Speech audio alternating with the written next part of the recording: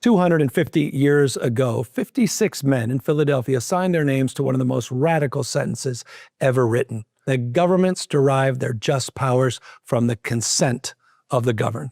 I'll repeat that again, from the consent of the governed. That clause was treason. It was a line that terrified every monarchy in Europe. It was the line that made America possible. And today, on this Independence Day, the radical idea behind that clause, it's again under threat from one man who exhibits the very behaviors our founding fathers fought against. A corrupt and unstable president is forcing us to ask a once unimaginable question. Do we still have a government that belongs to the people?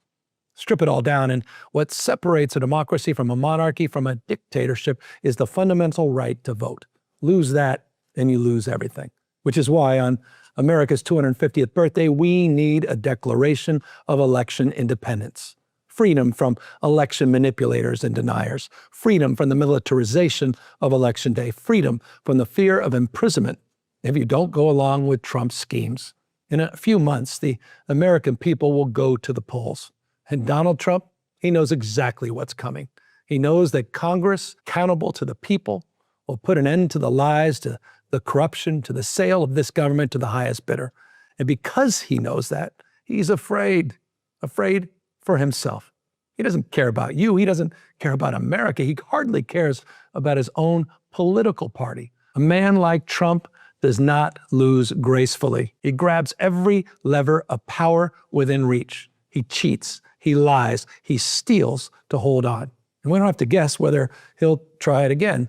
He's already done it. We all watched it. In the weeks after the 2020 election, Donald Trump picked up the phone and asked Georgia's Secretary of State to find enough votes to overturn the results. At the same time, attorneys connected to his campaign organized slates of fake electors. Private citizens aligned with Trump falsely declared themselves the duly elected representatives of their states. They tried to hand Congress a fraudulent set of results to count on January 6th. And on that shameful day, as Congress gathered to certify the peaceful transfer of power, Donald Trump sent a violent mob to storm the Capitol, to smash windows, to beat down police officers. One of the darkest days in our nation's history. And it didn't stop there. We watched a coordinated campaign to install loyalists in county election offices across this country. We watched the United States Department of Justice illegally seek sensitive voter information in at least 30 states. Right here in California, we watched a mega sheriff seize hundreds of thousands of ballots in defiance of state law, in defiance of every prohibition that protects ballot security. And we watched Donald Trump illegally seize control of California's own National Guard and march our soldiers in the streets of Los Angeles against the will of the state, against the law, against everything those uniforms are supposed to stand for. Hear me clearly. That was a test run, a rehearsal.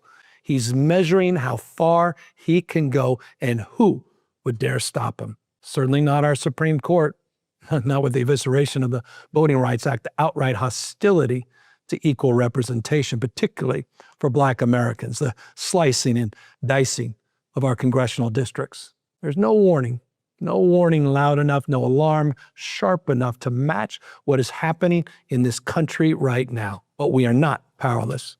In the very Constitution that Donald Trump wants to shred, we find the tools of our own defense, states' rights, direct democracy, the franchise guaranteed to all people. We have agency. We can shape the future.